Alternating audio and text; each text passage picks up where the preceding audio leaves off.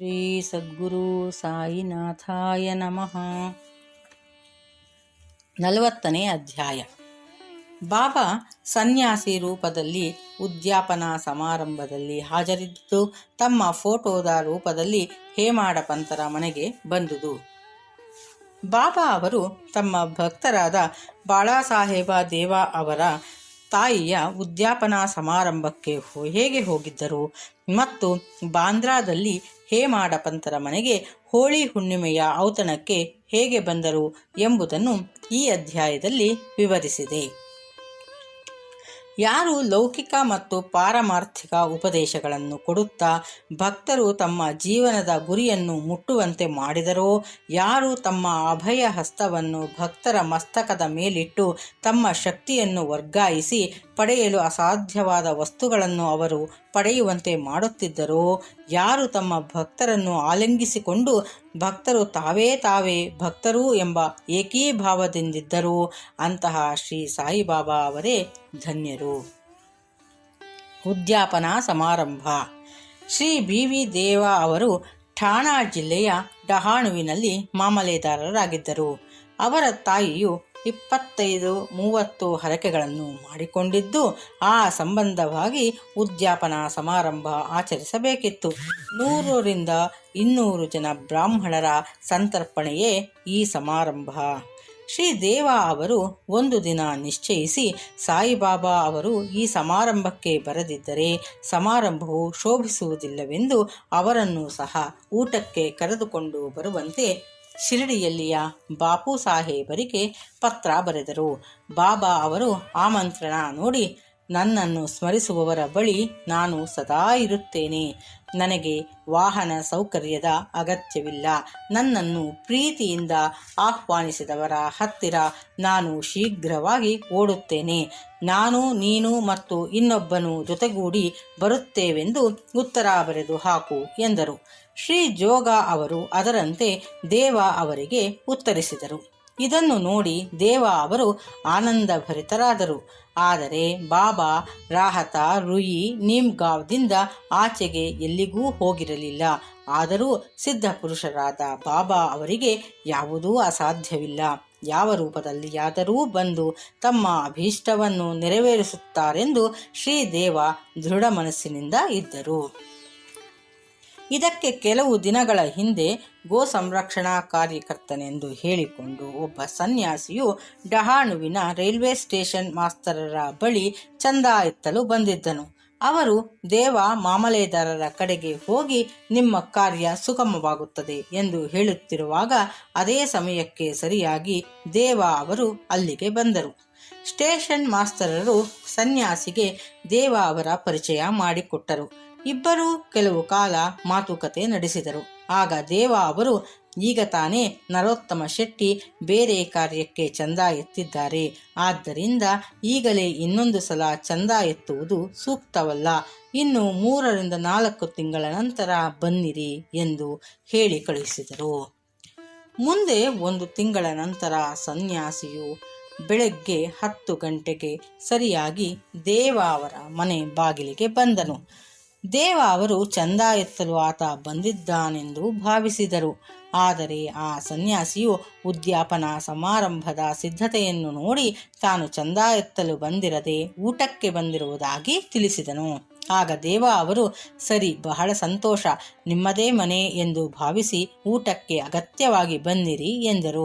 ಆಗ ಸನ್ಯಾಸಿಯು, ನನ್ನೊಡನೆ ಇನ್ನೂ ಇಬ್ಬರಿದ್ದಾರೆ ಎಂದನು. ಆಗ ದೇವ ಅವರು, ಅವರನ್ನೂ ಸಂಗಡ ಕರೆದುಕೊಂಡು ಬನ್ನಿರಿ ಎಂದರು. ನಂತರ ಭೋಜನ ಇನ್ನೂ 2 ಗಂಟೆ ಕಾಲ ಇದ್ದುದರಿಂದ ಆ ವೇಳೆಗೆ ಹೇಳಿ ಕಳುಹಿಸಲೇ ಎಂದು ದೇವ ಕೇಳಲು ಸನ್ಯಾಸಿಯು ತಾನೇ ನಿಯಮಿತ ಕಾಲಕ್ಕೆ ಬರುತ್ತೇನೆಂದು ತಿಳಿಸಿದನು. ದೇವ ಅವರು ಸರಿಯಾಗಿ 12 ಗಂಟೆಗೆ ಬನ್ನಿರಿ ಎಂದರು. ಆ ಪ್ರಕಾರ 12 ಗಂಟೆಗೆ ಸರಿಯಾಗಿ ಮೂವರು ಬಂದು ಊಟ ಮುಗಿಸಿ ಹೊರಟು ಹೋದರು. ಸಮಾರಂಭ ಮುಕ್ತಾಯವಾದ ನಂತರ ದೇವ ಅವರು ಸಾಯಿಬಾಬಾ ತಮ್ಮ ಮಾತಿನಂತೆ ನಡೆದುಕೊಳ್ಳಲಿಲ್ಲವೆಂದು ಖೇದದಿಂದ ಶ್ರೀ ಜೋಗ ಅವರಿಗೆ ಪತ್ರ ಬರೆದರು. ಜೋಗ ಅವರು ಬಾಬಾ ಅವರ ಹತ್ತಿರ ಹೋಗಿ ಆ ಪತ್ರವನ್ನು ಅವರ ಮುಂದಿಟ್ಟರು. ಅದನ್ನು ಒಡೆದು ನೋಡುವ ಮೊದಲೇ ಬಾಬಾ ಅವರು, ಏನು ನಾನು ಹೋಗಲು ಮಾತು ಕೊಟ್ಟು ಮೋಸಗೊಳಿಸಿದ್ದೇನೆಯೇ? ನಾನು ಇಬ್ಬರ ಸಂಗಡ ಹೋಗಿ ಭೋಜನದಲ್ಲಿ ಭಾಗವಹಿಸಿ ಸಂತೃಪ್ತಿಯಿಂದ ಹಿಂತಿರುಗಿದ್ದೇನೆ. ಅವನು ನನ್ನನ್ನು ಗುರುತಿಸಲಿಲ್ಲ. ಹಾಗಿದ್ದರೆ ನನ್ನನ್ನು ಆಮಂತ್ರಿಸಿದ್ದಾದರೂ ಏಕೆ? ಆ ಸನ್ಯಾಸಿಯು ಚಂದ ಎತ್ತಲು ಬಂದಿದ್ದಾನೆಂದು ಆತನು ಭಾವಿಸಿದಾಗ ನಾನು ಊಟಕ್ಕೆ ಬರುವನೆಂದು ತಿಳಿಸಿ ಅವನ ಅನುಮಾನವನ್ನು ಪರಿಹಾರ ಮಾಡಲಿಲ್ಲವೇ? ನಂತರ ನಾವು ಮೂವರು ಊಟ ಮಾಡಿ ಬರಲಿಲ್ಲವೇ? ನಾನು ಮಾತಿನಂತೆ ನಡೆಯಲು ಸರ್ವಸ್ವವನ್ನು ತ್ಯಾಗ ಮಾಡಬಲ್ಲೆ. ನಾನೆಂದು ಆಡಿದ ಮಾತಿಗೆ ತಪ್ಪಲಾರೆ ಎಂದು ಹೇಳಿದರು. ಈ ಉತ್ತರವನ್ನು ಕೇಳಿದ ಜೋಗ ಆನಂದಭರಿತರಾಗಿ ಮರುಟಪಾಲಿಗೆ ದೇವ ಅವರಿಗೆ ಉತ್ತರ ಬರೆದರು. ಅದನ್ನು ಓದಿ ದೇವ ಅವರಿಗೆ ಅತ್ಯಾನಂದವಾಯಿತು. ನೇತ್ರಗಳಿಂದ ಆನಂದ ಬಾಷ್ಪಗಳು ಹರಿದವು. ವೃಥಾ ಬಾಬಾ ಅವರನ್ನು ನಿಂದಿಸಿದ್ದಕ್ಕಾಗಿ ವ್ಯಥೆ ಪಟ್ಟುಕೊಂಡರು. ನಡೆದ ಘಟನೆಯನ್ನು ನೆನೆಸಿಕೊಂಡು ಅಚ್ಚರಿಗೊಂಡರು. ಹೇಮಾಡ ಪಂತರ ಹೋಳಿ ಔತಣ. ಈಗ ಬಾಬಾ ಅವರು ತಮ್ಮ ಫೋಟೋ ರೂಪದಲ್ಲಿ ತಮ್ಮ ಭಕ್ತನೊಬ್ಬನ ಅಭೀಷ್ಟವನ್ನು ಹೇಗೆ ನೆರವೇರಿಸಿದರು ಎಂಬುದನ್ನು ನೋಡೋಣ. ಅಂದು 1917 ಪೌರ್ಣಿಮೆ ಬೆಳಗಿನ ಜಾವದ ಸಮಯದಲ್ಲಿ ಹೇಮಾಡ ಪಂತರಿಗೆ ಈ ರೀತಿ ಕನಸು ಬಿದ್ದಿತು. ಬಾಬಾ ಅವರು ಸನ್ಯಾಸಿ ರೂಪದಲ್ಲಿ ಅವರ ಕನಸಿನಲ್ಲಿ ಕಾಣಿಸಿಕೊಂಡು ಅವರನ್ನು ಎಚ್ಚರಿಸಿ ನಿನ್ನಲ್ಲಿಗೆ ಊಟಕ್ಕೆ ಬರುತ್ತೇನೆಂದು ತಿಳಿಸಿದರು. ನಂತರ ಬೆಳಗಾಗಿ ಎಚ್ಚರಾದಾಗ ಸಾಯಿಬಾಬಾ ಅವರಾಗಲಿ ಸನ್ಯಾಸಿಯಾಗಲಿ ಕಾಣಲಿಲ್ಲ. ನಂತರ ಕನಸನ್ನು ಜ್ಞಾಪಿಸಿಕೊಂಡರು. ಸನ್ಯಾಸಿಯು ಹೇಳಿದ ಪ್ರತಿ ಶಬ್ದವೂ ಸ್ಮೃತಿಪಥಕ್ಕೆ ಬಂದವು. ಅವರು 7 ವರ್ಷಗಳಿಂದ ಬಾಬಾ ಅವರ ಸಂಪರ್ಕ ಪಡೆದರೂ ಮತ್ತು ಸದಾ ಬಾಬಾ ಅವರನ್ನು ಧ್ಯಾನಿಸುತ್ತಿದ್ದರೂ ಸಹ ಬಾಬಾ ಅವರು ತಮ್ಮ ಮನೆಗೆ ಊಟಕ್ಕೆ ಬರಬಹುದೆಂದು ತಿಳಿದಿರಲಿಲ್ಲ.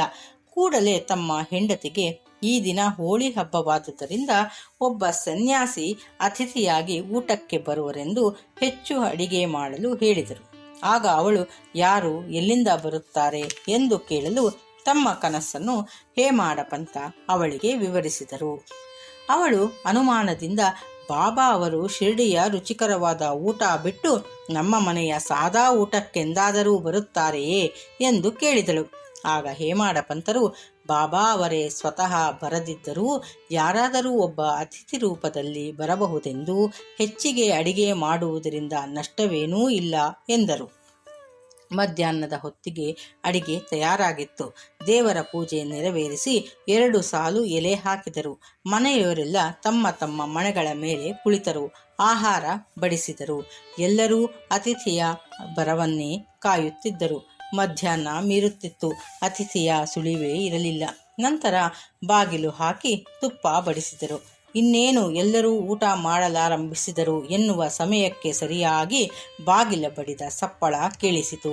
ಹೇಮಾಡ ಪಂತರು ಹೋಗಿ ಬಾಗಿಲು ತೆರೆದು ನೋಡಲಾಗಿ ಆಲಿ ಮಹಮ್ಮದ ಮತ್ತು ಇಸ್ಮು ಮುಜಾವರ ಅವರನ್ನು ಕಂಡರು. ಮನೆಯವರೆಲ್ಲ ಊಟಕ್ಕೆ ಕುಳಿತಿರುವುದನ್ನು ನೋಡಿ ತೊಂದರೆ ಕೊಟ್ಟಿದ್ದಕ್ಕಾಗಿ ಅವರ ಕ್ಷಮೆ ಬೇಡಿ ಊಟ ಮಾಡಲು ನಿಮಗೆ ಎಲ್ಲರೂ ಕಾಯುತ್ತಿದ್ದಾರೆ, ಇದನ್ನು ತೆಗೆದುಕೊಳ್ಳಿ ಎಂದು ಹಳೆ ಕಾಗದದಲ್ಲಿ ಸುತ್ತಿದ್ದ ಫೋಟೋವೊಂದನ್ನು ಹೇಮಾಡ ಪಂತರ ಕೈಗೆತ್ತು. ನಂತರ ವಿವರವಾಗಿ ತಿಳಿಸುವೆವು, ಊಟ ಮುಗಿಸಿ ಬನ್ನಿ ಎಂದು ಹೇಳಿ ಹೋದರು. ಹೇಮಾಡ ಪಂತರು ಅದನ್ನು ಬಿಚ್ಚಿ ನೋಡಲಾಗಿ ಶ್ರೀ ಸಾಯಿಬಾಬಾ ಅವರ ಸುಂದರ ಫೋಟೋ ಕಂಡು ಆನಂದಭರಿತರಾದರು. ನಂತರ ಆ ಫೋಟೋ ಕಣ್ಣುಗಳಿಗೆ ಒತ್ತಿಕೊಂಡು ಭೋಜನ ಗೃಹಕ್ಕೆ ಬಂದು ಅತಿಥಿಗಾಗಿ ಕಾದಿರಿಸಿದ್ದ ಸ್ಥಳದಲ್ಲಿ ಅದನ್ನಿಟ್ಟು ನೈವೇದ್ಯ ಅರ್ಪಿಸಿ ಎಲ್ಲರೂ ಊಟ ಮಾಡಲಾರಂಭಿಸಿದರು. ಕನಸಿನಲ್ಲಿ ಹೇಳಿದಂತೆ ಸ್ವತಃ ಬಾಬಾ ಅವರೇ ತಮ್ಮ ಮನೆಗೆ ಊಟಕ್ಕೆ ಬಂದಿರುವರೆಂದು ಭಾವಿಸಿ ಎಲ್ಲರೂ ಅನನ್ಯವಾಗಿ ಆ ಫೋಟೋಕ್ಕೆ ವಂದಿಸಿದರು. ಆಲಿ ಮಹಮ್ಮದ ಅವರಿಗೆ ಈ ಫೋಟೋ ಹೇಗೆ ದೊರಕಿತು, ಹೇಮಾಡ ಪಂತರಿಗೆ ಏಕೆ ಅದನ್ನು ಕೊಟ್ಟರು ಎಂಬುದನ್ನು ಮುಂದಿನ ಅಧ್ಯಾಯದಲ್ಲಿ ವಿವರಿಸುತ್ತೇನೆ. ಶ್ರೀ ಸಾಯಿ ಪ್ರಣಾಮ. ಓಂ ಸಾಯಿರಾಮ್.